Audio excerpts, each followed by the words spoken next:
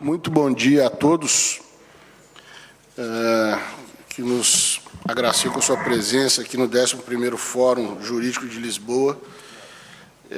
Nós começaremos o dia com este painel, que é a mesa número 7, painel paralelo, cujo título é Inteligência Artificial e Injustiça.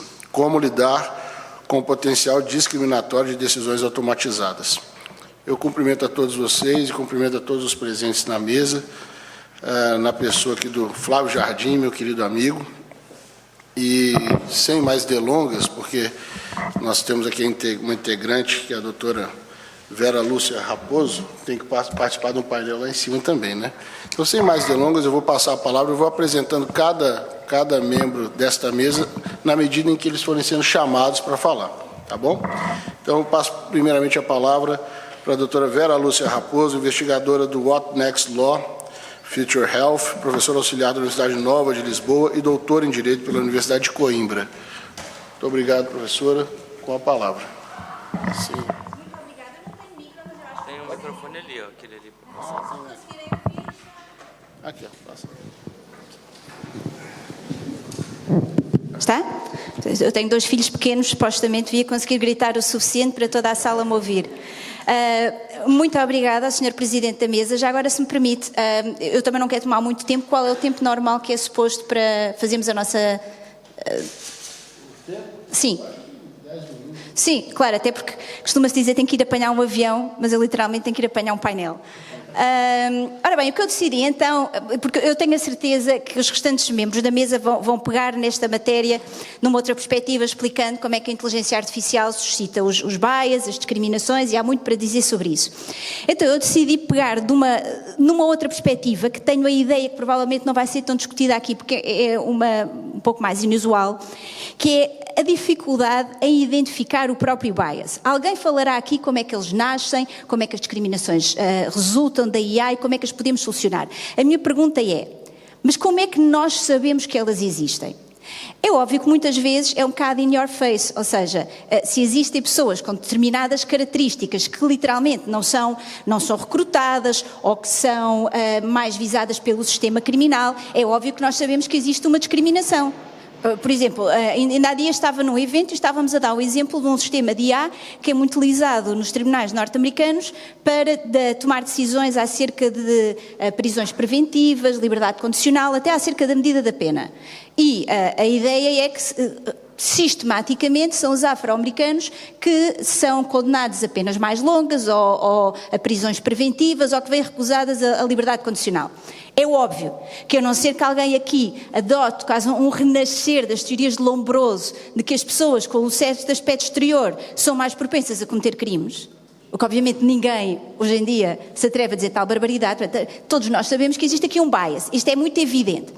Há outros que não são tanto, há outras formas de discriminação que são um bocadinho mais subtis, nomeadamente porque a característica que une as pessoas que sistematicamente são visadas de forma negativa não é tão evidente como seja, por exemplo, a religião ou a cor da pele. Pode ser, por exemplo, um código postal, pode ser viver numa determinada zona da cidade que está conotada com altas taxas de criminalidade ou com populações que não têm tanto acesso a certos recursos ou de meios económicos mais desfavorecidos.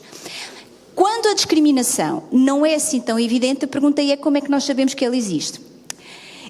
E para isto nós temos que falar de 2 grandes questões que hoje em dia se discutem em relação à inteligência artificial, que são a transparência e a explicabilidade.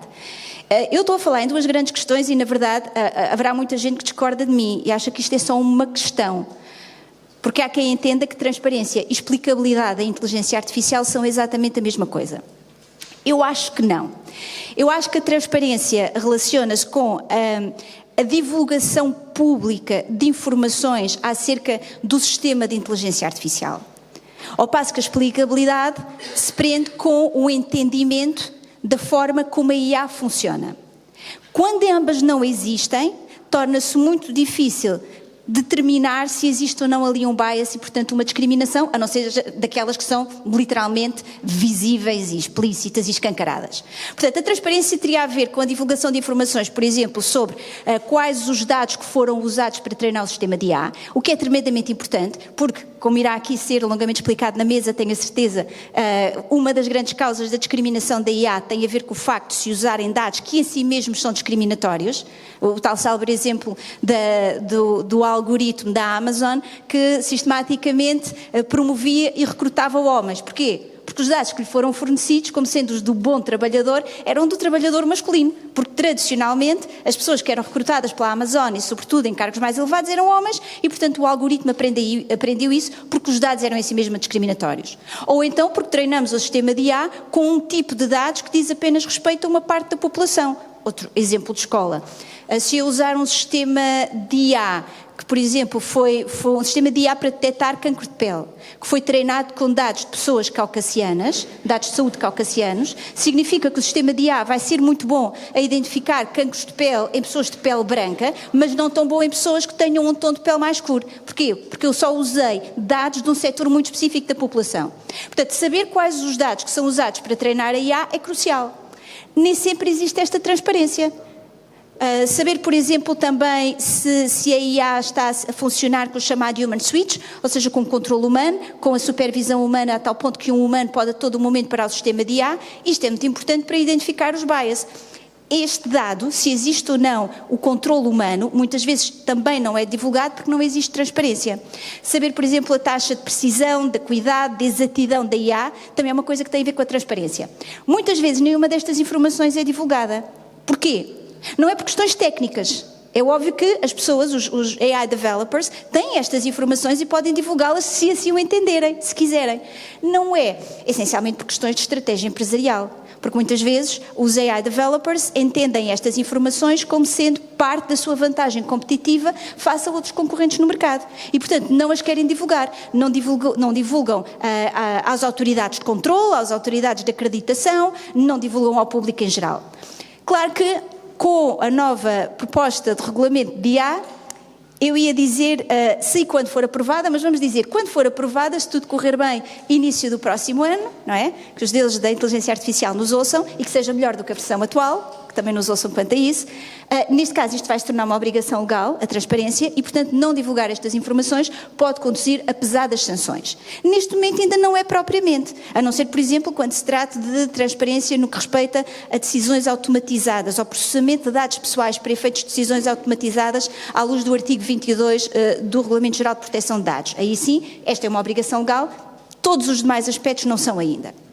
A explicabilidade é uma coisa muito diferente. Eu confesso que neste momento o que me interessa mais é a explicabilidade. Porque a transparência é fácil de resolver do ponto de vista legal. Põe-se uma imposição, cria-se uma lei, diz se isto não for cumprido, esta é a sanção. E como sabem, a proposta do Regulamento de Inteligência Artificial tem sanções que são tão gravosas como o Regulamento de Proteção de Dados. Portanto, é neste patamar que temos a discussão. Quem não cumpre é sancionado. A explicabilidade é uma coisa bastante mais complexa. A explicabilidade prende-se com o entendimento de como funciona o próprio sistema de IA. Como é que pega no input, que são os dados que lhe fornecemos, os processa, os mastiga, os usa, para depois nos dar o tal output, o desfecho. E aqui, sejamos muito honestos, pode haver todas as imposições legais do mundo. Se eu tiver perante mim um sistema de IA que é considerado uma black box, que é obscuro, eu não consigo cumprir com as obrigações de explicabilidade. E isto é também tremendamente importante para identificar discriminação.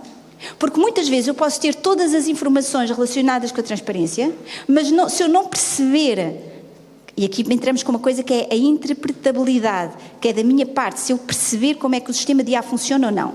Se eu não perceber como é que isto ocorre, mais uma vez eu posso não compreender, posso não identificar que existe ali um bias, que existe ali uma discriminação.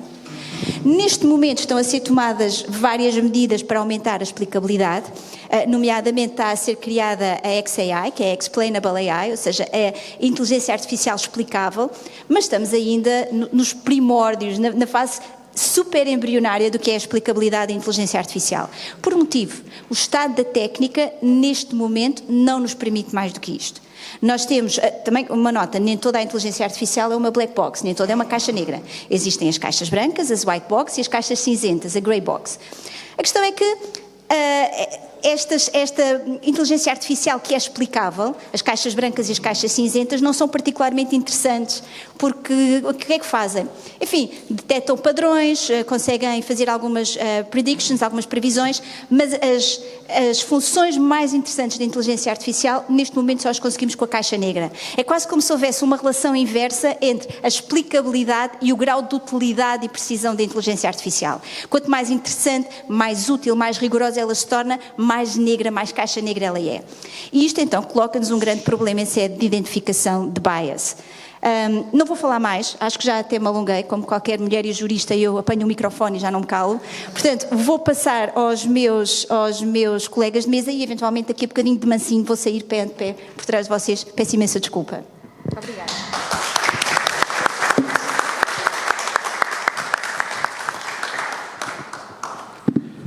Bom dia, meu nome é Michel Saliba, eu estou aqui substituindo o professor Sérgio Vitor para a continuidade dos trabalhos.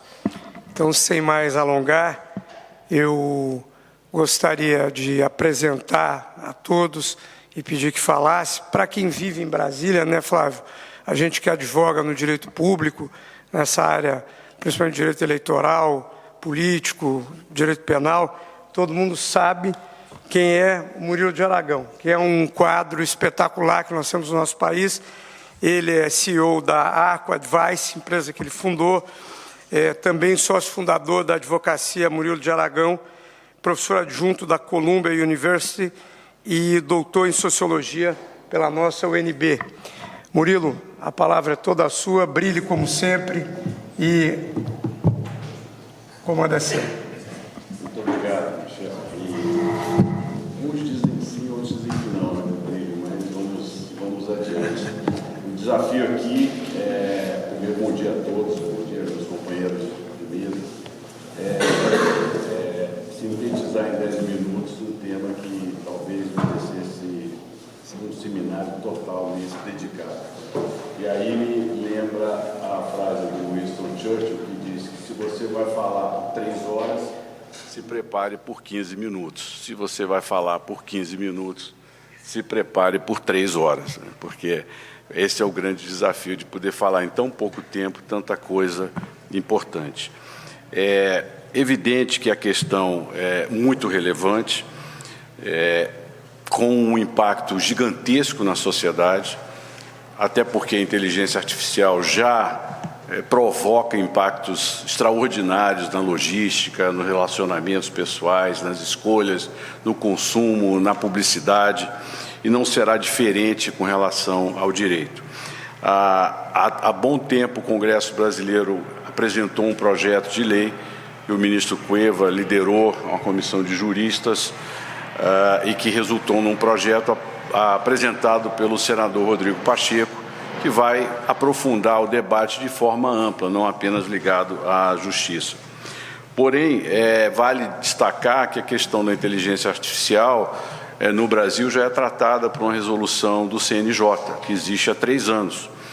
E essa resolução, ela trata, ou dela decorreu a existência de mais de 60 ferramentas de inteligência artificial que já são utilizadas na justiça brasileira. Então, não é uma questão nova que apareceu agora por causa do chat IGT, ela vem com o tempo. Inclusive, recentemente, foi anunciado no Supremo Tribunal Federal uma ferramenta chamada Vitória, Vitor IA, que vai dar continuidade a esse esforço. Então, já se usa as ferramentas da inteligência artificial para o processo de escolha, de encaminhamento de temas, de aglutinação de jurisprudência, enfim. E é evidente que isso já é um fato, é uma realidade, e que demanda até, por conta do surgimento extraordinário, explosivo do chat GPT, que se trate novamente da questão no âmbito da CNJ. Então, a CNJ está tratando agora de uma revisão, principalmente a partir de casos como do juiz Juan Manuel Padilha, na Colômbia, que usou o chat GPT para dar uma sentença no caso de uma criança autista que demandava consultas. Agora, também tem, pelo outro lado, um juiz que puniu advogados nos Estados Unidos que utilizaram o chat GPT para criar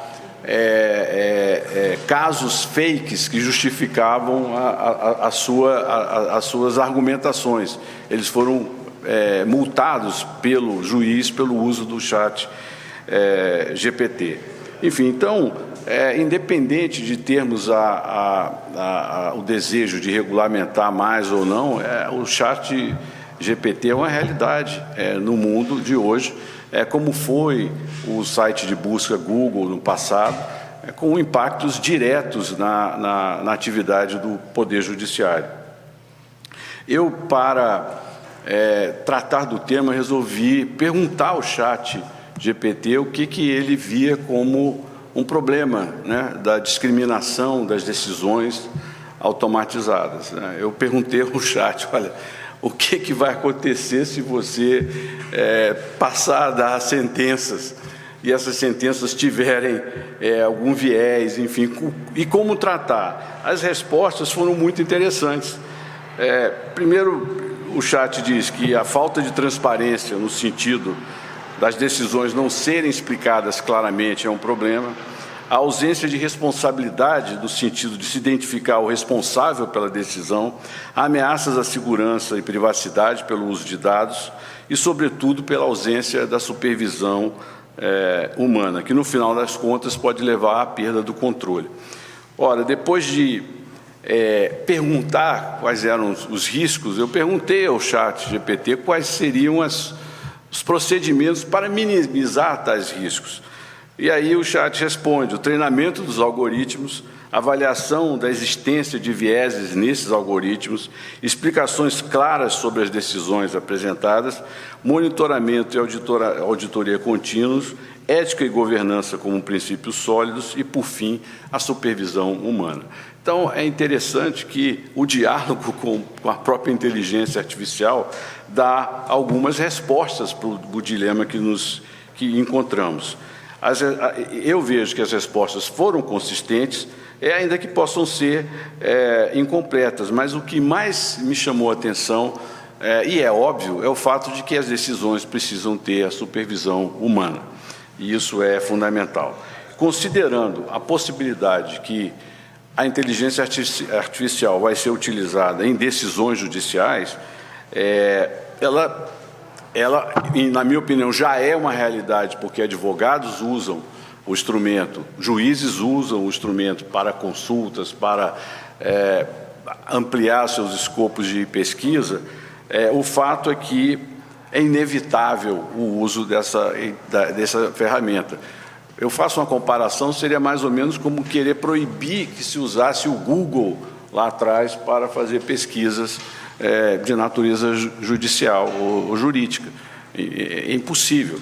Então, não haverá uma sociedade democrática como pretendemos ser no Brasil e como é em Portugal, se proibir simplesmente o uso do chat GPT, porque ele vai ser usado em outros instrumentos semelhantes.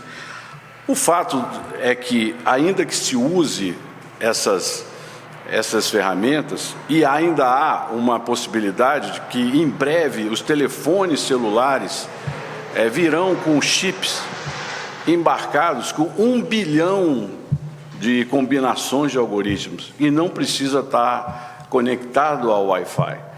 E já existem programas e projetos para que os telefones celulares tenham chips com 20 bilhões de algoritmos que possam interpretar situações. Ora, ainda que isso ocorra e transformará um simples celular numa máquina poderosíssima, não vai poder substituir a decisão humana, porque não há algoritmo ainda que possa substituir a complexidade do ser humano, e principalmente uma decisão judicial, onde um detalhe pode fazer uma diferença enorme. E o processo de decisão vinda da inteligência artificial, por mais sofisticada que seja, não é ainda uma realidade a ponto de ser tão precisa para reproduzir uma decisão em termos claros. Em uma sociedade que se pretende ser de Estado de Direito, nós não vamos poder admitir que sentenças sejam dadas por máquinas pura e simplesmente. Isso não vai existir. Há na China já processos, mas obviamente não é uma sociedade democrática. Não há como questionar amplamente o que se passa numa sociedade como a China. Há um outro dilema importante que na justiça brasileira o CNJ estabeleceu que todas essas ferramentas de inteligência artificial sejam proprietárias, sejam desenvolvidas dentro da justiça. E aí se estabelece dois problemas. Primeiro, não há capacidade tecnológica para acompanhar o universo de competição instalado na produção de inteligência artificial e também não há recursos para investir no mesmo nível do que outras empresas estão investindo. Então, talvez caiba ao CNJ pensar em que a nova resolução permita o uso de instrumentos de inteligência artificial que não sejam proprietários, enfim, dando maior amplitude até o próprio funcionamento da justiça. Enfim, as minhas mensagens são essas e eu quero finalizar dizendo que o projeto de lei do senador Rodrigo Pacheco, fruto de uma comissão de juristas, diz em seu artigo 10 que quando a decisão, previsão ou recomendação de sistema de inteligência artificial produzir efeitos jurídicos relevantes ou que impactem de maneira significativa os interesses da pessoa, inclusive por geração de perfis da realização de interferências, esta poderá solicitar a intervenção ou a revisão humana. No final das contas, voltamos ao ser humano como fator decisivo para que essa ferramenta atue da melhor forma em favor de uma justiça melhor. Muito obrigado.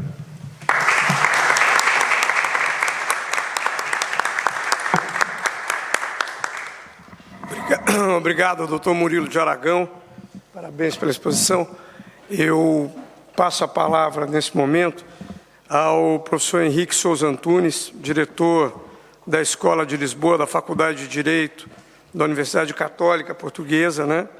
Foi durante 2011 e 2013, professor associado da mesma Universidade Católica Portuguesa e doutor em Direito pela Universidade Católica Portuguesa. Professor Henrique, é uma satisfação recebê-lo, vou lhe passar aqui. O microfone, agora eu liguei. Muito obrigado, Sr. Presidente. Na pessoa do Sr. Presidente, cumprimento todos os colegas do painel. Os meus alunos dizem que eu tenho uma voz de trovão e, portanto, talvez utilizar o microfone seja contraproducente. Eu espero que o volume não seja excessivo e, sobretudo, com a dinâmica que temas como estes nos trazem. Eu queria fazer aqui 2 ou 3 reflexões e queria, em primeiro lugar, fazer um enquadramento. Penso que a maior parte dos colegas que aqui está não terá conhecimento disso. E também é preciso ter presente que, como nós dizemos em Portugal, 10 minutos para falar sobre isto é como meter o Rossio na Betesga. Já agora, o Rossio, conhecem certamente em Lisboa. A Betesga é uma pequena rua que liga o Rossio à Praça da Figueira. Portanto, imaginem o que é colocar o Rossio na Betesga. É impossível. De facto, falar em 10 minutos sobre este tema é impossível. Mas eu vou tentar ser mais ou menos provocatório. E o enquadramento que eu gostaria de fazer é o seguinte. Eu coordeno um grupo de investigação em Direito e Inteligência Artificial na Católica. Somos cerca de 30 investigadores, não apenas professores de Direito. É um grupo interdisciplinar e por isso temos prestigiadíssimos professores de Engenharia, professores de Ética, professores de Filosofia, de Medicina. E há uma coisa que eu aprendi com os meus colegas de Engenharia e que, aliás, foi dita há pouco pela minha colega Vera Lúcia Raposo, e que é isto. Não podemos garantir que as decisões tomadas por sistemas de inteligência artificial no presente e muito mais no futuro sejam sempre explicáveis. E por isso é uma utopia considerar que a explicabilidade será sempre garantida. Isto gera naturalmente um problema, que é o problema de lidar com estas alucinações dos sistemas de inteligência artificial. Com certeza que alguns colegas meus falarão sobre a alimentação dos dados. Mas eu tenho que abordar a questão de outra forma, precisamente considerando que a explicabilidade não pode ser dada como garantida.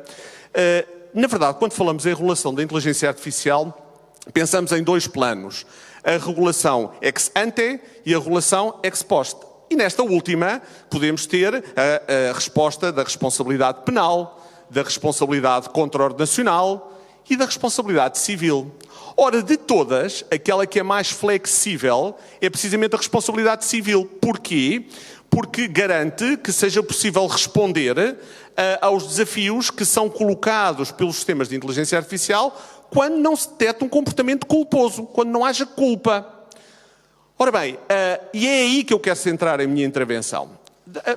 Quero só fazer desde já uma pequena abordagem principiológica à regulação ex ante, porque isso vai ser determinante para a regulação ex post.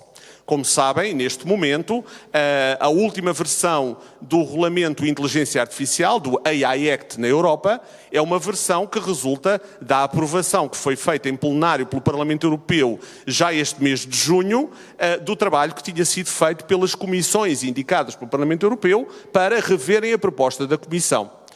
Ora bem, esta proposta da Comissão, se calhar por alguns é vista como um obstáculo à inovação, como, digamos, de alguma forma de introduzir limites, impedimentos, precisamente por causa da própria natureza da regulação.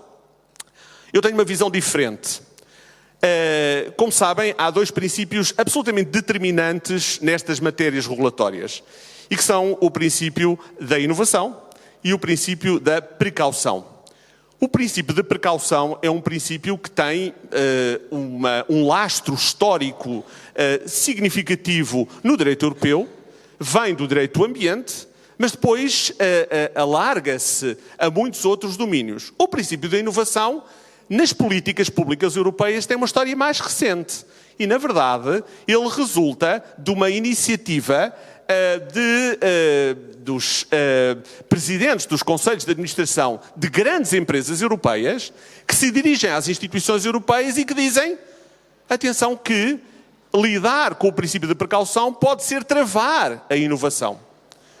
Pois bem, qual é que foi a opção da Comissão Europeia? Se olharem para o AI Act, se forem à proposta da Comissão Europeia e fizerem uma pesquisa por precaução, não me encontram uma única vez a referência à palavra precaução.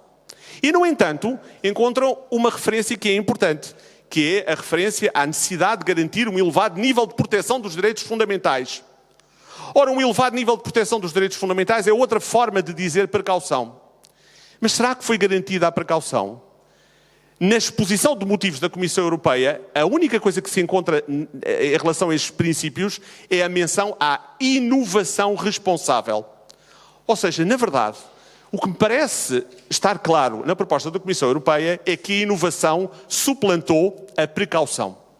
E se a inovação suplantou a precaução, a questão está em saber como lidar com os danos que venham a surgir desta opção que foi tomada pela Comissão Europeia. E quando eu digo que a inovação suplantou a precaução, não tenho aqui tempo, naturalmente, para justificar esta minha afirmação para lá desta referência que é feita na exposição de motivos a este princípio orientador do AI Act, que é a inovação responsável, mas acrescento uma outra coisa. O Parlamento Europeu, nas propostas que veio introduzir, acentuou ainda mais a prevalência da inovação. Apesar de ter alargado as atividades que são proibidas, ou os sistemas de inteligência artificial que são proibidos, veio fazer uma coisa absolutamente interessante, que é esta. Não sei se têm presente, mas, como sabem, a proposta é baseada em níveis de risco, não é? Risco inaceitável, risco elevado e risco médio ou baixo. Ora bem, no risco elevado, que é aquele que gera maiores constrangimentos regulatórios, havia, na proposta da Comissão Europeia, a referência ao seguinte: quando se trata de um sistema de inteligência artificial que vai lidar com determinadas finalidades que vêm indicadas num anexo à proposta, esses sistemas de inteligência artificial, por defeito, por definição, são considerados sistemas de inteligência artificial de risco elevado. Portanto, sujeitos a um maior constrangimento regulatório. Pois bem, o que é que o Parlamento Europeu veio fazer?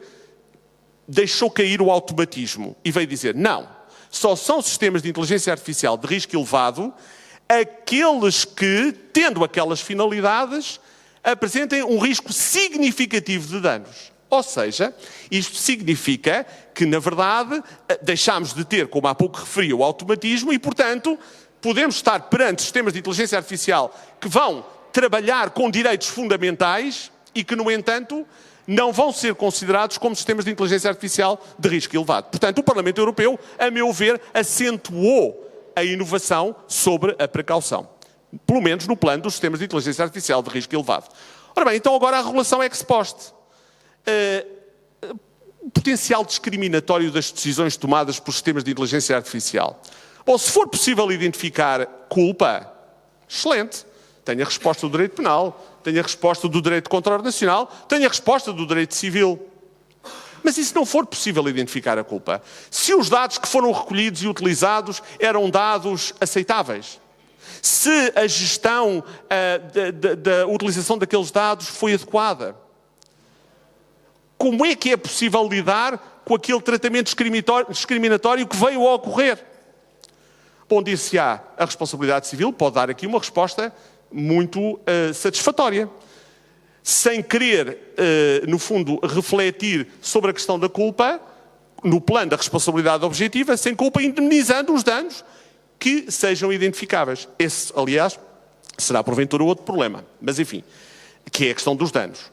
Mas a responsabilidade objetiva seria uma resposta. Ora, o que é que aconteceu em setembro de 2022 na Europa? Ao contrário daquilo que aconteceu na proposta de regulamento da inteligência artificial no Brasil, onde a questão sei que foi muito discutida, muito debatida. Ao arrepio de tudo aquilo que era dito na academia e pelas próprias instituições europeias, a Comissão Europeia, vindo regular a responsabilidade em matéria de inteligência artificial, veio optar por manter os regimes gerais dos sistemas jurídicos nacionais fundados na culpa. Ou seja, não aprovou um regime de responsabilidade objetiva para os sistemas de inteligência artificial de risco elevado. O que significa o quê, de acordo com esta proposta? É claro, nós temos aqui dois regimes eventualmente aplicáveis, que são o regime da responsabilidade do produtor, que já existe na Europa desde os anos 80 e que agora é revisto também, não apenas por causa da inteligência artificial, mas também por causa da inteligência artificial. E esse é um regime de responsabilidade objetiva sem culpa, mas reparem, esse, na verdade, não vai lidar com os potenciais discriminatórios. Porquê? Porque os danos que são indenizáveis por esse regime da responsabilidade do produtor são danos que se prendem com a morte, com a lesão corporal ou com danos à saúde psicológica clinicamente comprovados. Danos à saúde psicológica clinicamente comprovados. O que significa que a decisão discriminatória teria que produzir um impacto na saúde psicológica da pessoa visada, tinha que se clinicamente comprovar esse impacto e só depois indenizar. Portanto, eu vou ter que recorrer a quê? Ao tal outro regime que a Comissão Europeia propôs em setembro de 2022. Mas esse outro regime, volto a dizer, é um regime que assenta na responsabilidade com culpa. E, portanto, podemos ficar, e corremos o risco sério, de ficar em território de ninguém. Ou seja, em terra de ninguém. Porque a Comissão Europeia só admite o seguinte: quando terminar o prazo de transposição desta diretiva relativa à responsabilidade aplicável aos sistemas de inteligência artificial, começa a contar o prazo de 5 anos, e, portanto, lá para 2030, 2032... não é? Enfim, talvez 2030, 2029, 2030, vamos ver se de facto se justificará ou não introduzir uma responsabilidade sem culpa. Ora bem, isto é absolutamente, a meu ver, inaceitável. O ChatGPT, que há pouco foi referido, demonstrou claramente que a legislação se torna obsoleta em meses. Agora imaginem o que é lidar com potenciais decisões discriminatórias que não são explicáveis pelos sistemas de inteligência artificial durante 5 anos. E não indemnizar esses danos. Isto é absolutamente inadmissível. E agora, nota final, aliás já vou, numa exposição bastante longa. Nota final. Eu venho defendendo e venho escrevendo sobre isto, os textos estão disponíveis na internet, portanto quem quiser, obviamente, pode recorrer aos textos, mas venho defendendo até outra coisa, que é a responsabilidade vai ter de dar lugar, precisamente porque nós estamos a caminhar para sistemas de inteligência artificial que irão produzir resultados que não são explicáveis, mas também precisamente porque sabemos que a inteligência artificial tem benefícios benefícios e nós não queremos conter a inovação, nós temos de recorrer claramente para a criação de fundos de compensação, de natureza pública ou privada, que indemnizem automaticamente os danos que venham a ser causados por sistemas de inteligência artificial. Dir-me-ão, então e a responsabilidade e o efeito preventivo que está associado à responsabilidade? Bom, mas a responsabilidade mantém-se, porque obviamente os fundos de compensação pagam, mas depois vão atrás dos produtores ou dos utilizadores dos sistemas de inteligência artificial, no plano daquilo que todos conhecemos do direito de regresso. Ou seja, eu paguei, mas eu não sou responsável, eu vou atrás de quem efetivamente causou o dano. Mas qual é a vantagem do fundo de compensação? É que eu não vou pôr um cidadão a estar a litigar durante 5, 10, 15 anos, com os impactos emocionais e económicos que isso tem, contra grandes empresas, sem conseguir demonstrar que efetivamente houve culpa na produção daquele dano e sem conseguir, por isso, ser ressarcido dos danos que sofreu. Portanto, se nós aceitamos, e acho que temos de aceitar a partir daqui, e acho que é claro, e todos vão dizendo, que vai haver sistemas de inteligência artificial que vão produzir decisões que não são explicáveis, e volto a dizer, entre estes 30 colegas que fazem parte do grupo de investigação que eu coordeno, estão engenheiros que dizem, Henrique, isso é assim. Não há dúvidas, não tenhas ilusões, quer dizer, vai haver alucinações, não vamos conseguir explicar porque é que as decisões foram tomadas. Então, a regulação ex ante de pouco serve para estes casos. Isto significa que, neste caso, a regulação ex post adquire uma dimensão absolutamente relevante. E, portanto, a responsabilidade civil, em particular, não é uma questão de sumenos, é uma questão central. E a Comissão Europeia aqui vergou-se aos interesses desconhecidos de quem eventualmente a tenha abordado e deveria claramente tomar uma atitude diferente e pôr em cima da mesa aquilo que ela própria, a Comissão Europeia, sempre disse, que é sistemas de inteligência artificial de risco elevado, responsabilidade objetiva. Acho, no entanto, que há que pensar fora da caixa e substituir a responsabilidade por fundos de compensação. Peço desculpa, isto é quase uma missão mais ou menos quixotesca, porque acho que estamos a correr contra o tempo e acho que temos que pensar de forma prática, concreta, sobre os problemas que neste momento já estão a ser criados. Muito obrigado.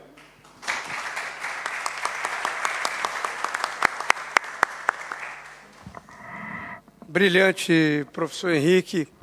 Agradeço a sua explanação e passo em seguida a palavra para o doutor Gustavo Saboia, que é secretário-geral da Mesa do Senado Federal e mestre pelo nosso IDP, né?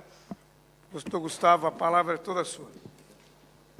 Obrigado, agradeço mais uma vez o convite, a oportunidade de estar aqui.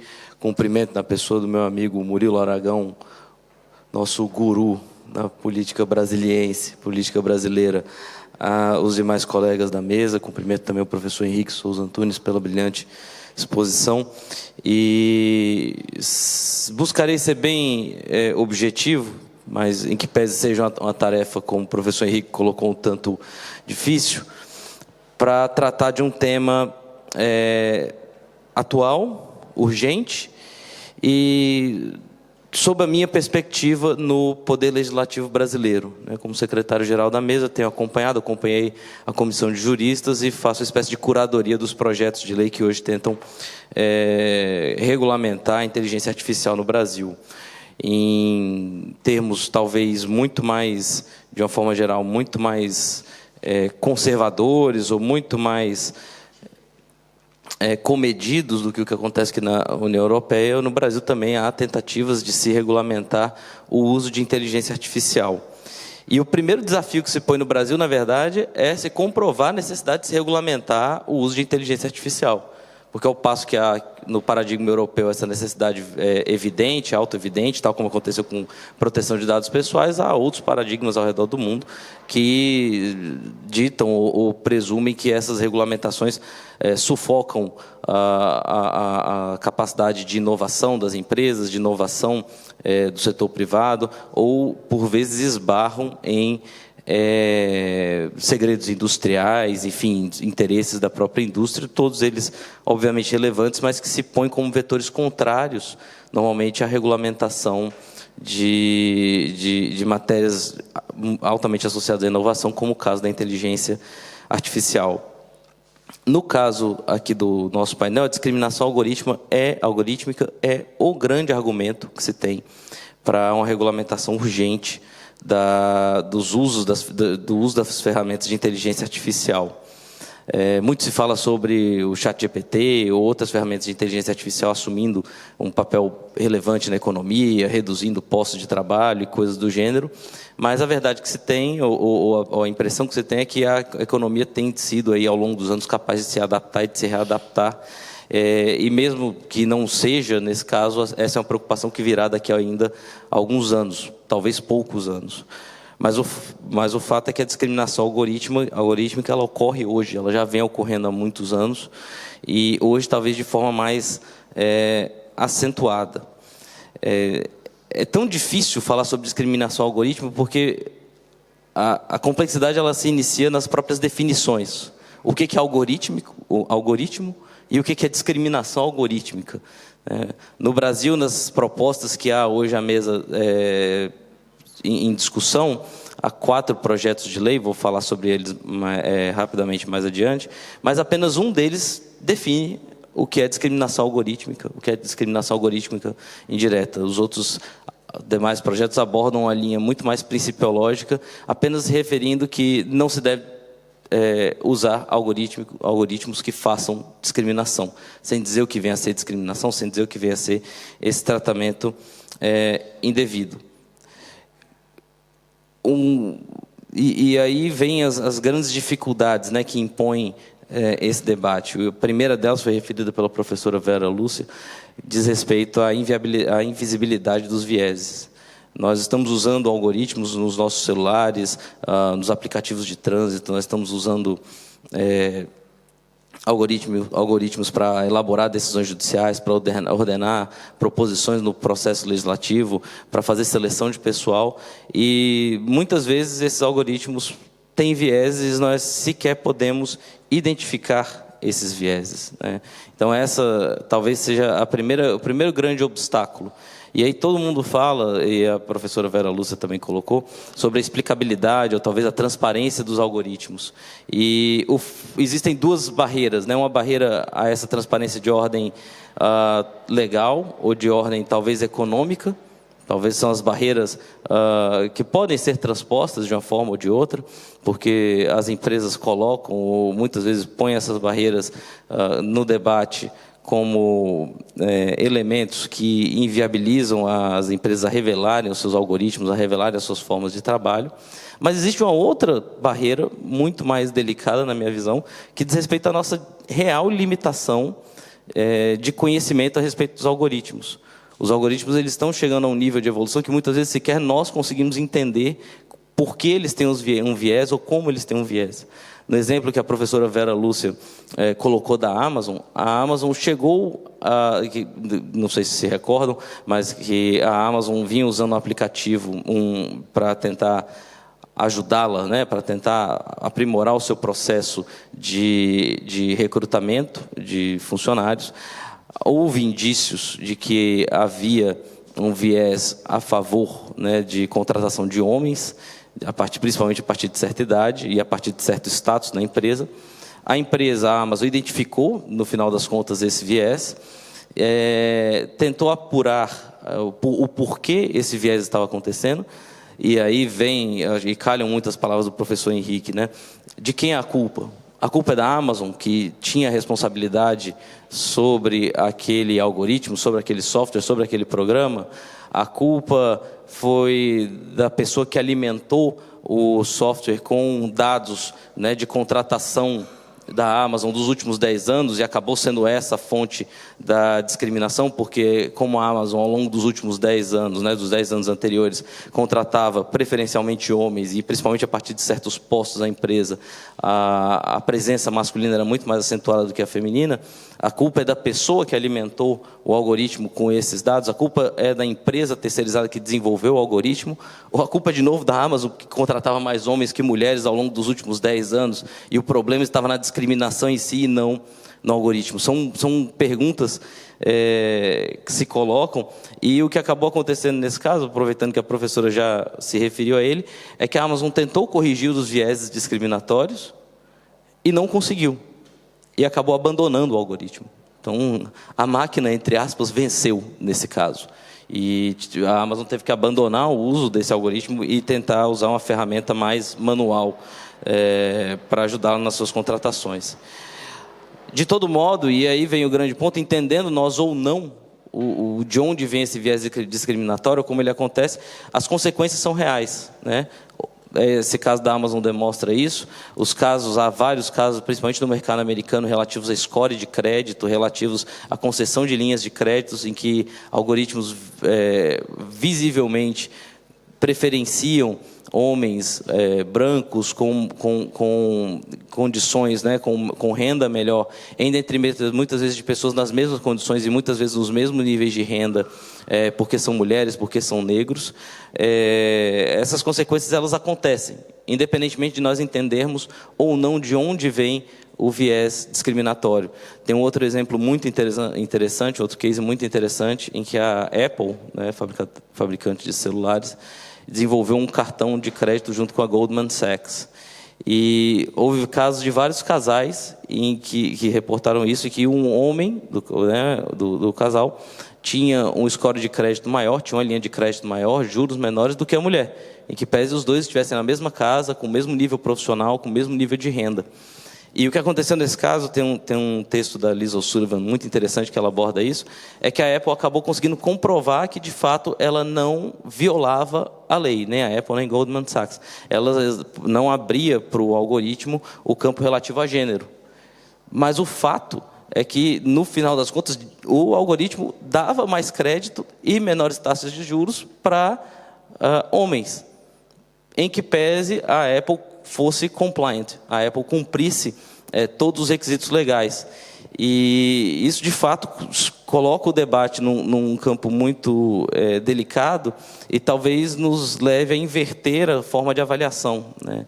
Ao invés de uma avaliação ex ante, se determinados critérios estão sendo cumpridos, para uma avaliação ex post, se de fato está havendo discriminação ou não, e se há aí um dever positivo da parte das empresas de se prevenir que haja esse tipo de discriminação.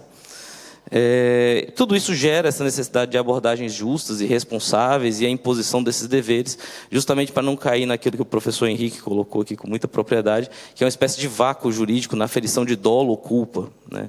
E esse vácuo jurídico ele acontece justamente porque nós estamos falando aqui especificamente de inteligência artificial. E não há como atribuir dolo ou culpa à inteligência artificial. Algum ser humano, eventualmente, vai ter que ser o responsável por esse ato de discriminação. E a questão vai ser, de fato, saber se, e em sendo essa discriminação inconsciente, como aparentemente o foi nos casos da Apple, da Amazon e tantos outros, quem vai ser essa pessoa responsável?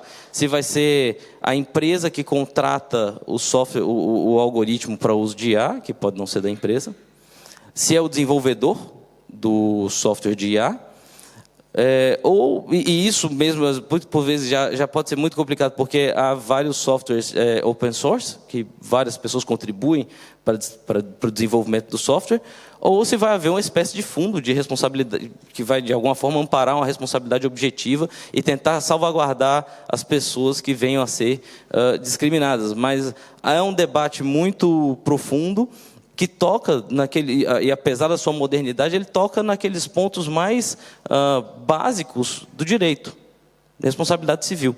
No final é saber quem agiu com dolo ou quem tinha o dever de agir de forma distinta, no caso da culpa, e atribuir a essa pessoa, a entidade, a responsabilização. No fundo, o dilema acaba tocando o ponto mais comezinho, mais simples da ciência jurídica, com nuances hoje da modernidade que praticamente se revelam como barreiras quase que intransponíveis para esse tipo de discussão.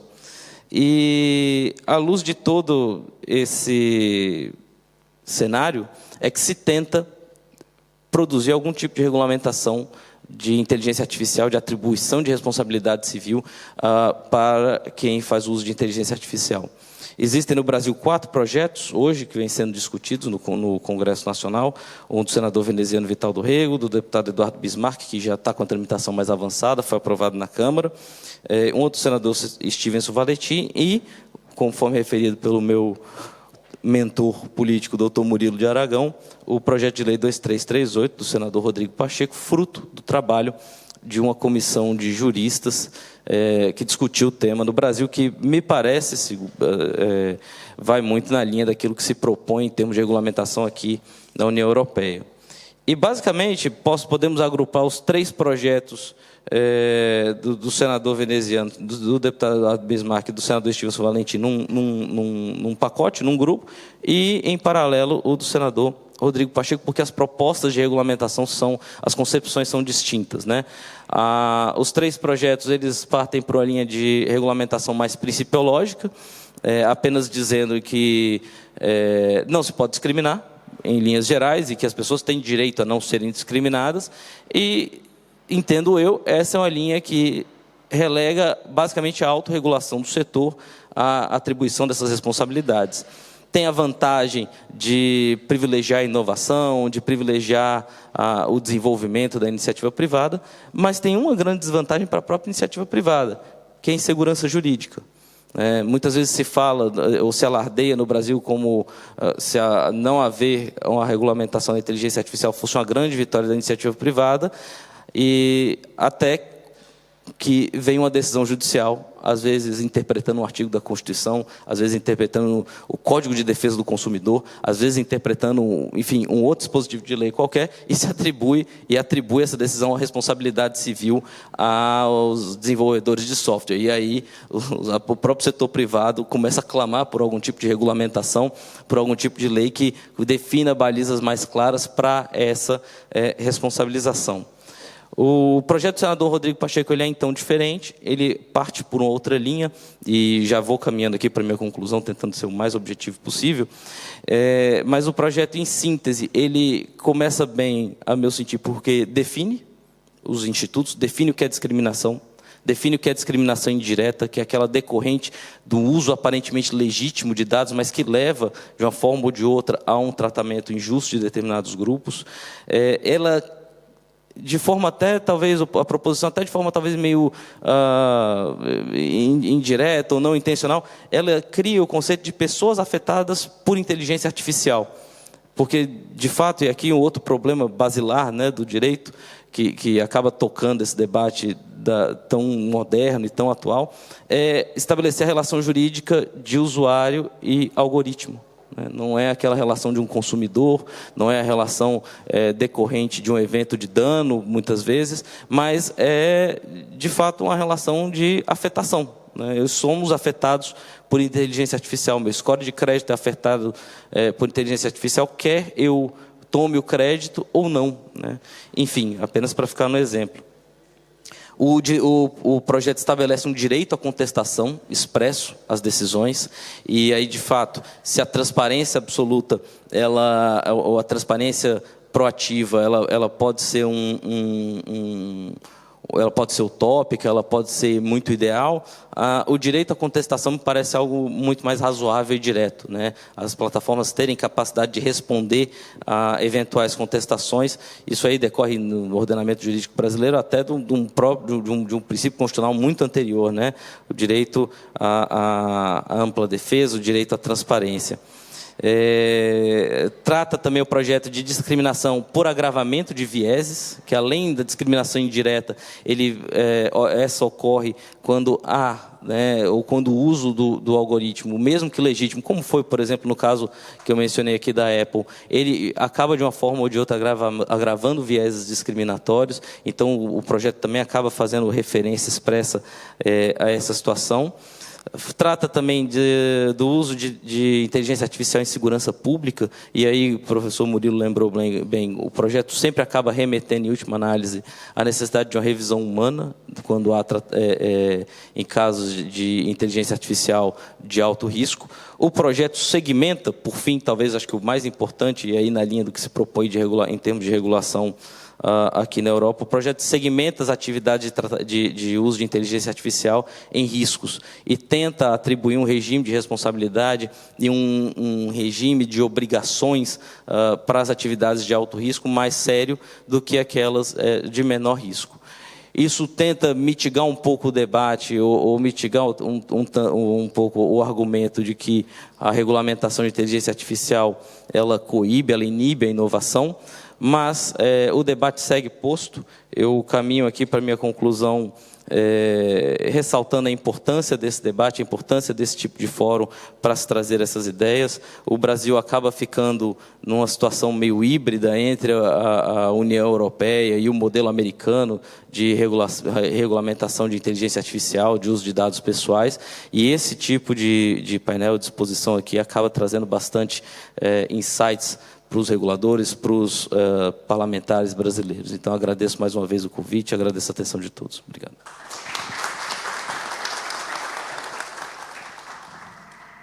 Obrigado ao doutor Gustavo Saboia. Parabéns, bela explanação. E em linha... Aqui? Dando sequência aos nossos trabalhos, eu, com muito orgulho, passo a palavra à doutora Tainá Aguiar Junquilho, pesquisadora sênior do Instituto de Tecnologia e Sociedade, professora do IDP e doutora em Direito pela nossa Universidade de Brasília. Tainá, a palavra é sua. Bom dia a todos e todas. Está no final? Tá, né? Tá no início. Gente, bom dia. Uma alegria enorme, imensa estar aqui falando em Lisboa, nesse fórum tão prestigioso e numa mesa em que eu fui precedida por pessoas que deixaram a minha tarefa um pouco mais fácil, já que a gente tem pouco tempo aqui hoje, e uma tarefa árdua, que é falar sobre inteligência artificial e injustiça, se perguntar como lidar com o potencial discriminatório dessas decisões automatizadas. Rapidinho me apresentar para vocês, né? Eu sou Tainá Aguiar Junquilho, eu sou professora, prestigiosamente também do IDP, no mestrado, na graduação de Direito e Tecnologia, sou advogada e sou doutora em Direito pela Universidade de Brasília, também sou pesquisadora do Instituto de Tecnologia e Sociedade do Rio de Janeiro e sou capixaba e, portanto, mestre em Direito pela Universidade Federal do Espírito Santo. E eu cheguei, né, por que eu me apresento aqui? Porque eu cheguei nesse tema da inteligência artificial porque também, orgulhosamente, eu participei do primeiro projeto. Agora tem a Vitória, que é a companheira do Vitor, e a Rafa. Mas eu participei, como pesquisadora, do primeiro projeto de aplicação de inteligência artificial a uma corte constitucional no mundo, que é o chamado Projeto Vitor. Então, desde então, de 2018, é um projeto capitaneado pela ministra Carmen Lúcia, eu me apaixonei por esse tema e acabei, tanto na prática, quanto estudando as questões éticas e possíveis limitações e regulação dessa tecnologia. Então, rapidamente, né? A inteligência artificial ela passou pelos famosos invernos, não é um conceito novo, embora esteja vivendo o seu boom. Hoje, principalmente a partir de novembro, ali com a IA generativa, o ChatGPT, mas ela vem desde a década de 50, esse conceito, passou por invernos e agora ela está vivendo o seu verão, e aqui a gente está no verão sabendo muito bem o que é viver um verão, né? Praias lotadas, enfim, pleno desenvolvimento, tudo a plenos pulmões se desenvolvendo, muito por causa das tecnologias basilares da terceira revolução industrial, em especial ciência da computação e internet, que deram base para a coleta do que a gente chama de Big Data, né? E hoje ela vive o seu verão, porque a inteligência artificial, embora seja um conceito que sofre críticas, principalmente porque a gente antropomorfiza, né? Tudo a gente antropomorfiza em relação à inteligência artificial, começar pelo nome, e por isso que a gente confunde um pouco os riscos, achando que a gente pode eventualmente ser substituído, sendo que esse não é o principal risco. O principal risco da inteligência artificial não é a substituição humana, mas ela vive o seu verão porque existem vários modelos de inteligência artificial. Esse é um conceito guarda-chuva que abarca diversos modelos, e um dos modelos principais de desenvolvimento de inteligência artificial hoje se chama aprendizado de máquina, que graças a essa base de dados imensa que a gente consegue coletar, ele se desenvolveu. Então hoje a gente vive o verão da inteligência artificial muito por causa desse contexto, né? E hoje, o Pedro Domingos, que é um autor português, inclusive, muito importante, que fala de inteligência artificial e que tem um livro, né, relevante chamado O Algoritmo Mestre, ele fala isso para a gente. Hoje, a inteligência artificial está em quase tudo que nos cerca. Se eu começar a ficar nervosa aqui, porque eu vou apresentar, ou começar a gesticular demais, o meu relógio vai me dizer que eu preciso respirar fundo e me acalmar, ou se os meus batimentos cardíacos estiverem muito acelerados, ele vai me dar um puxão de orelha, ou se eu não me exercitar, ficar o dia inteiro sentado, ele vai falar que eu estou precisando fazer um exercício físico. O YouTube e todas as redes sociais e streamings têm algoritmos, o tradutor e o famoso ChatGPT, todos os algoritmos de GPS que a gente usa para geolocalização, hoje a gente não usa mais mapa, né? A gente usa os algoritmos dos aplicativos como o Google Maps, o Waze, por aí vai. Então a IA está em quase tudo que nos rodeia. Mas ela tem um potencial discriminatório?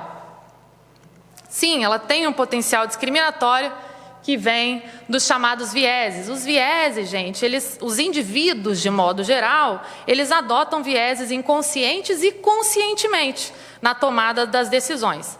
Esses vieses, eles vão afetar as decisões sobre coleta de dados, sobre processamento de dados, sobre desenvolvimento dos sistemas, sobre treinamento de modelos e outras decisões que são adotadas durante o desenvolvimento de sistemas de inteligência artificial. É daí que vêm os vieses.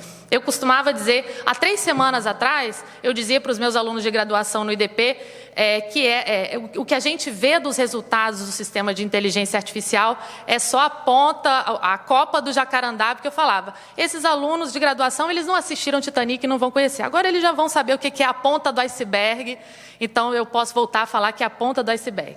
Mas, muito devido a esse desastre aí com o Titan, que veio aí para lembrar a juventude do que é o Titanic.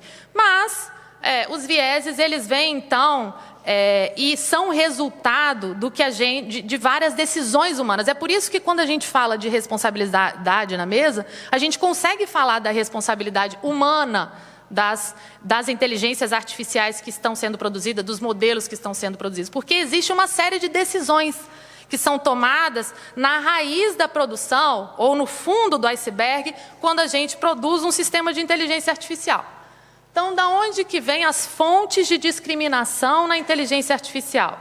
Primeiro, sub- ou sobre-representação de dados. Quando você utiliza dados além daquele objetivo que você quer quando cria a inteligência artificial, ou abaixo, sub-representação. Na seleção de dados, você também vai ter tomada de decisão sobre dados, e aí você pode ali, ao selecionar os dados, gerar discriminações no produto dessa inteligência artificial. Na realização de treinamentos e validação desses modelos de inteligência artificial, no design do modelo, no desenho, no critério que você vai usar para classificar, para gerar aquelas respostas, nos diferentes níveis de precisão e acurácia dos modelos, porque isso também é uma tomada de decisão, quantos % o modelo precisa acertar. Por exemplo, quantos % um modelo de inteligência artificial que vai ser usado para reconhecimento facial na segurança pública pode errar. Isso aí pode ser uma decisão, é uma decisão que os gestores públicos vão ter que tomar, aqueles que resolvem adotar sistemas de reconhecimento facial para fins de segurança pública, e isso pode ser fonte de discriminação. Times de desenvolvedores não inclusivos, sem diversidade racial, sem diversidade de gênero, sem diversidade social. Quando você monta uma equipe desenvolvedora ou que vai aplicar aquele sistema, operar aquele sistema, e aquele time não é plural, é claro que isso vai gerar uma série de discriminações. E são discriminações, às vezes, até bestas para a gente. Por exemplo, quando você se o time do Google coloca ali só pessoas do Ocidente para criar um sistema que vai responder, quando você digita ali fotos de casamento, eles vão provavelmente aparecer fotos, dos casamentos que a gente conhece no Ocidente, que são com a mulher com a roupa branca, o homem de terno, e vão desconsiderar casamentos, por exemplo, na Índia, que as pessoas usam roupa colorida, casamentos indígenas, casamentos da China, que são diferentes da gente. Então, isso é também uma discriminação, um viés. E aí, quando a gente fala da realidade brasileira, a realidade brasileira ela é muito complexa e muito desigual. Nós temos aí, hoje, esse ano, nós comemoramos apenas 135 anos de abolição formal da escravatura. A vadiagem ela foi considerada crime justamente porque os escravos, com a abolição formal da escravatura, começaram a não ter o que fazer, né, e começaram a vadiar na rua e, por isso, foram perseguidos. Então, a realidade brasileira ela é hipercomplexa. O Conselho Gestor da Internet, o Comitê Gestor da Internet, o CGI, soltou também uma pesquisa recente sobre o uso de internet, por exemplo, no Brasil, e que traz dados para a gente de que a maioria da população brasileira usa a internet exclusivamente pelo celular e só tem internet até os 15 primeiros dias porque usa para pacotes pré-pagos, né? E nós estamos falando de regulação de inteligência artificial, mas para isso é preciso antes construir uma infraestrutura para que você gere esse tipo de projeto, né? Principalmente num país tão desigual como é o nosso. E aí, o Gustavo já facilitou o meu trabalho, o PL, que eu considero mais maduro hoje em tramitação, é o PL 2338, e ele, de fato, já coloca ali no artigo 4º o conceito de discriminação, tanto direta quanto indireta, né? O conceito de discriminação, que é qualquer distinção, exclusão, restrição ou preferência em qualquer área da vida pública ou privada, cujo propósito ou efeito seja anular ou restringir o reconhecimento, gozo ou exercício, em condições de igualdade, de um ou mais direitos ou liberdades previstos no ordenamento jurídico em razão de características pessoais, como origem geográfica, raça, cor, etnia, orientação sexual, classe econômica, idade, deficiência, religião ou opiniões políticas, e também define nesse mesmo artigo 4º o que é uma discriminação indireta, que é aquela que ocorre quando a normativa ou critério usado, aparentemente neutro, vai gerar algum resultado discriminativo, né? E, por fim, o PL 2338, ele também traz alguns, ele tal qual o AI Act, ele também é um projeto que vai classificar a inteligência artificial por níveis de risco. Então, a gente tem riscos excessivos, que são aqueles que vão ser banidos, tal qual na União Europeia, e riscos, alto risco, que são aqueles que vão ter que obedecer alguns critérios a mais quando forem desenvolvidos. E aí, dentro das IAs de alto risco, que precisam, portanto, receber e atender a critérios como avaliações preliminares e uma série de outros critérios, porque são mais arriscadas, está ali o recrutamento de pessoas, a IA usada para recrutamento, a inteligência artificial usada para avaliação da capacidade de endividamento e, portanto, pontuação de crédito, a inteligência artificial utilizada para investigação criminal, justamente porque a gente sabe que no Brasil, principalmente, a gente tem um sistema penal bastante excludente e discriminatório. Bom, mas aí respondendo, para finalizar, né, respondendo à pergunta de milhões, né, que nos foi exposta aqui para nós do painel. Como lidar com o potencial discriminatório das decisões automatizadas ou decisões tomadas por inteligência artificial? Há como lidar? Sim. Então, a boa notícia é que existem formas de lidar com o potencial discriminatório que já se sabe que existem com essas decisões, porque essas decisões, existem uma série de decisões humanas por trás e também são baseadas em dados que podem conter questões discriminatórias. Então, como a gente faz para lidar com esse potencial discriminatório? Pluraliza equipes.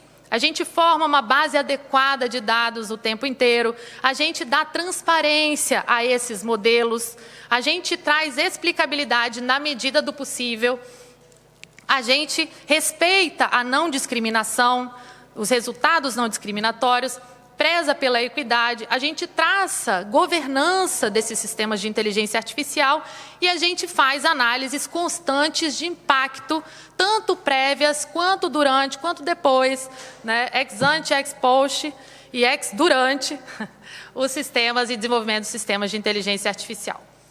E aí, gente, o grande pressuposto que a minha tese de doutorado, que se transformou em livro, né, Inteligência Artificial no Direito, Limites Éticos, traz, já que a inteligência artificial ela está em tudo que nos cerca, eu defendo a constitucionalização do design ético ou responsável da inteligência artificial como um direito fundamental, tal qual a gente viu que não bastava só traçar como um direito fundamental e prever como um direito fundamental a proteção da privacidade, mas que numa era como a gente vive é preciso constitucionalizar, como foi feito no ano passado, a proteção de dados pessoais, já que a inteligência artificial está em tudo que nos cerca, que a gente também positive como um direito fundamental o design ético da inteligência artificial, ou o responsável, para evitar também esses potenciais discriminatórios que a gente sabe que existem dessas decisões. Então, muito obrigada.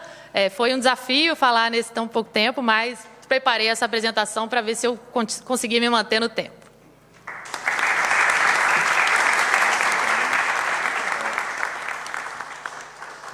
Tainá, meus parabéns pela tua capacidade de síntese, isso é invejável. Foi muito bem, parabéns pela explanação, muito obrigado. Passar a palavra para um amigo é uma coisa mais difícil, né? Porque a questão do coração, a alma fica mais tocada e é sempre difícil economizar adjetivos para o Flávio Jardim. O Flávio Jardim é procurador do Distrito Federal, advogado militante, um excelente colega, leal, amigo, sócio do escritório Sérgio Bermudes, e é doutor, ele é doutor em Direito pela Fordham Law School. Eu passo a palavra ao Flávio, senão vou começar a me derreter de elogios para você aqui, Flávio, para que você faça a tua explanação. Obrigado. Bom dia a todos. Acho que está funcionando.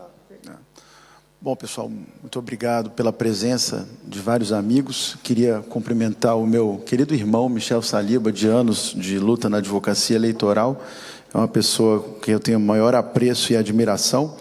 Queria cumprimentar, em nome dele, toda a mesa. Queria também cumprimentar todos aqui presentes, na pessoa do meu sócio, Luiz Felipe Freire Lisboa, que esse ano nos deu a graça de vir conosco. Então, muito obrigado a todos pela presença. Pessoal, eu queria tratar de 3 questões e eu vou ser breve. Eu acho que a gente não precisa discutir muito quais são os vieses que podem ocorrer, porque isso acho que os meus colegas antecessores já trataram de forma muito clara no âmbito da utilização da inteligência artificial. De fato, hoje, eu lendo esse artigo da MIT Technology Review, ficou muito claro que o problema pode ocorrer em vários pontos. A Tainá colocou isso muito bem, o Gustavo também, né, na parte só de adequação, né, de enquadramento do problema, isso pode ocorrer, na parte de coletar as informações e também quando se prepara ela, isso pode ocorrer já um indicativo de que a máquina vai se desenvolver com algum viés. Eu vou pular essa parte. E os casos problemáticos também já são presentes, estão documentados. Esse da Amazon que o Gustavo e a Vera Lúcia comentaram é emblemático. Existem outros também, por exemplo, existe um estudo do Departamento de Comércio dos Estados Unidos de 2019 que diz que o reconhecimento facial se equivoca mais na identificação de pessoas de cor. E isso pode resultar em prisão erradas em maior número para as pessoas de cor. Tem também um estudo de 2018 da Universidade de Berkeley, que ele calculou que os algoritmos usados pelos bancos cobravam taxas de crédito hipotecário mais altas de negros e latinos. O Gustavo botou isso, tratou dessa questão em relação às mulheres. Bom, então eu acho que provar que pode ocorrer o viés foi algo que a mesa já colocou de forma muito clara e específica, não vou passar mais sobre isso. Um ponto que eu queria chamar a atenção é que a primeira lei local, e parece que é uma lei inédita, vai entrar em vigor agora na cidade de Nova York. Não sei se vocês ouviram falar. É a New York City Local Law 144. Ela foi aprovada em 11 de dezembro de 2021, mas ela foi adiada o início da vigência em algumas oportunidades e está prevista para ocorrer agora em 5 de julho. E, basicamente, o que vai tratar essa lei? Desculpa, eu estou esquecendo de passar aqui os slides. Basicamente, ela vai regular justamente essas ferramentas automatizadas que auxiliam na decisão de contratação de emprego. Justamente o caso da Amazon, que o Gustavo tratou.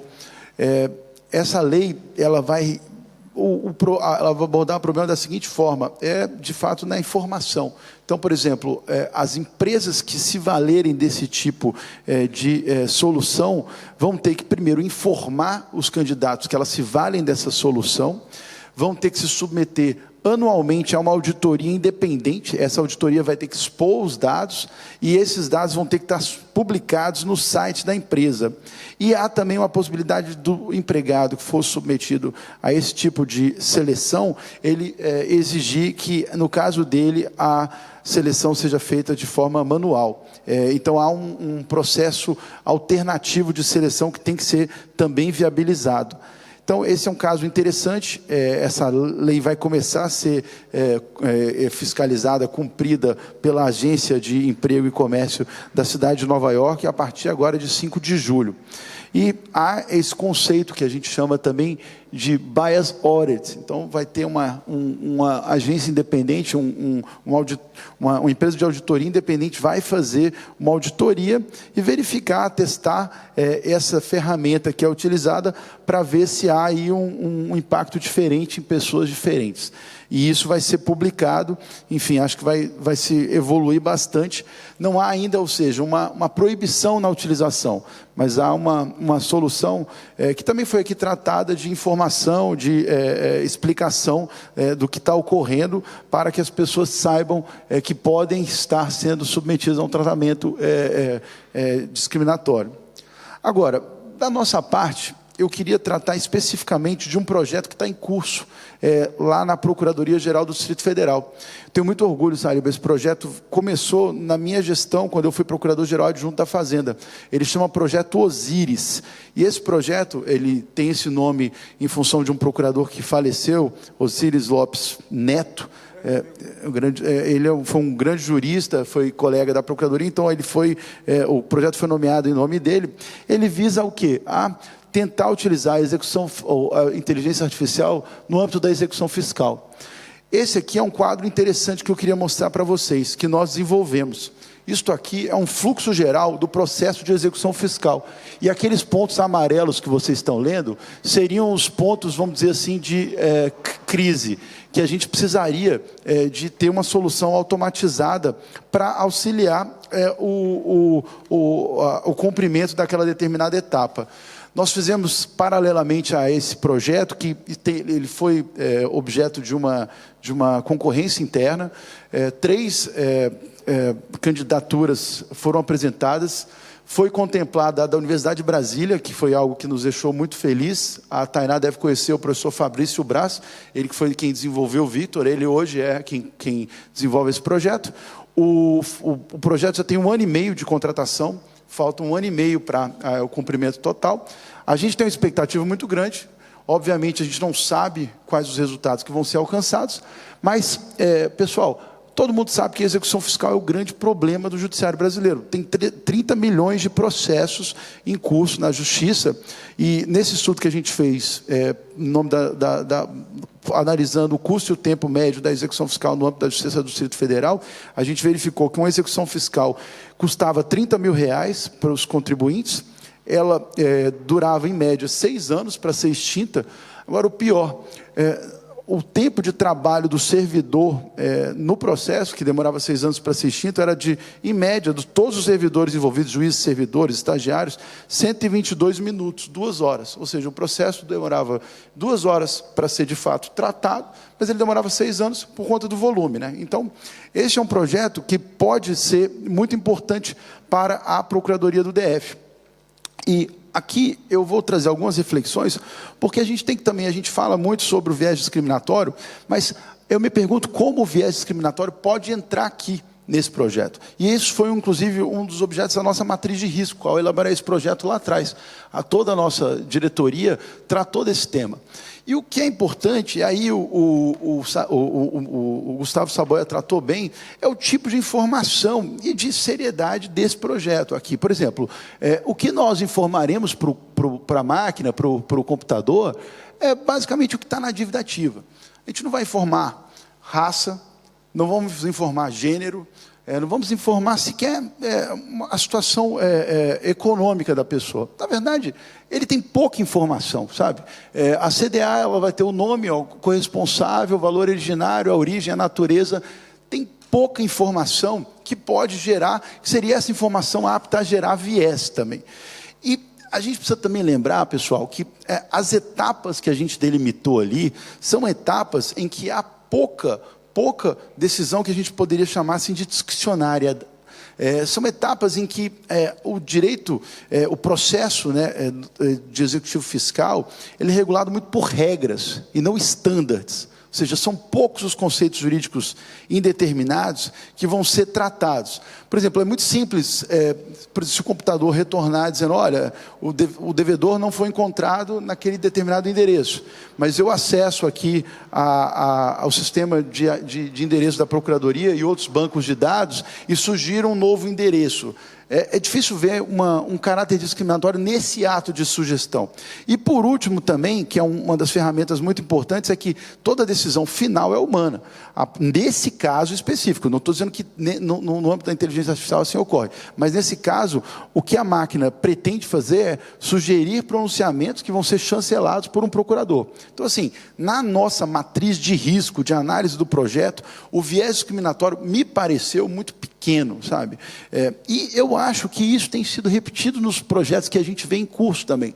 Por exemplo, no Victor. O Victor era um projeto do Supremo Tribunal Federal para classificar peças judiciais. Ele simplesmente lia um processo, iria verificar o que era o acordo, a sentença, onde estava o recurso especial, já tentar, inclusive, identificar o tipo de classe do processo e o tipo de matéria, mas há pouco também que ele poderia fazer para discriminar alguém, no sentido que a gente tratou aqui, por exemplo, em casos de contratação de emprego. Aí as questões são muito distintas. Então, assim, como as soluções que a inteligência artificial pode prover para o nosso judiciário são muito amplas, é preciso que a gente pense nisso também, ao elaborar essas matrizes de riscos dos projetos. Se a gente não está, às vezes, exagerando ou focado num ponto em que, em determinados processos, não vão ocorrer. Eu vi críticas muito sérias a esse tipo de projetos que estão acontecendo no Brasil, e eu fiquei assim, um pouco em dúvida se elas são pertinentes, sobretudo para esses tipos de soluções, que são ainda tímidas até, né, na inteligência artificial. A Tainá vai,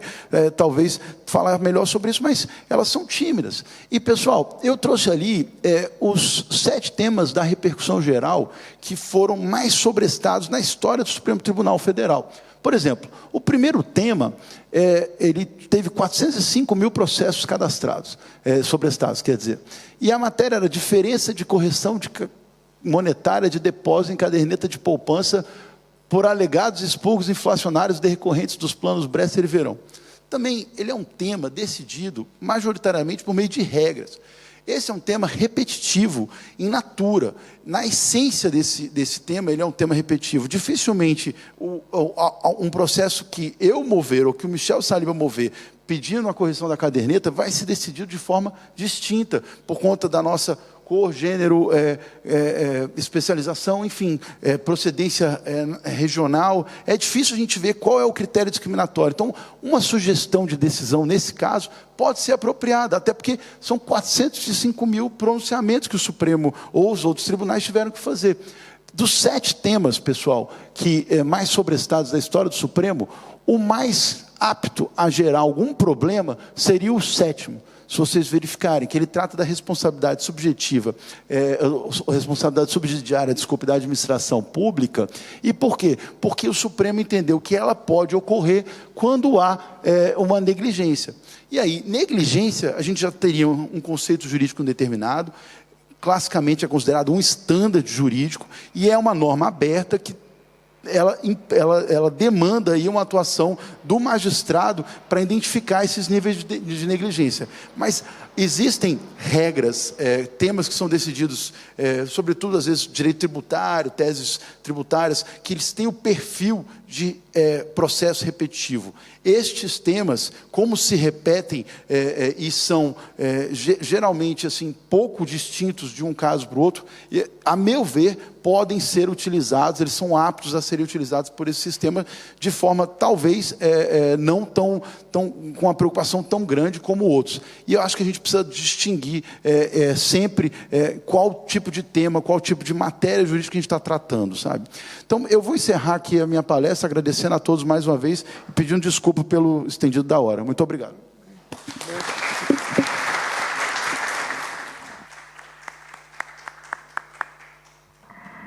Tainá, Murilo, Flávio, Saboia, professor Henrique e a Vera, que nos deixou um agradecimento especial a todos que aqui explanaram, um agradecimento mais que especial aos que ficaram, prestigiaram e aqui compareceram. Eu declaro, então, encerrado esse painel. Muito obrigado.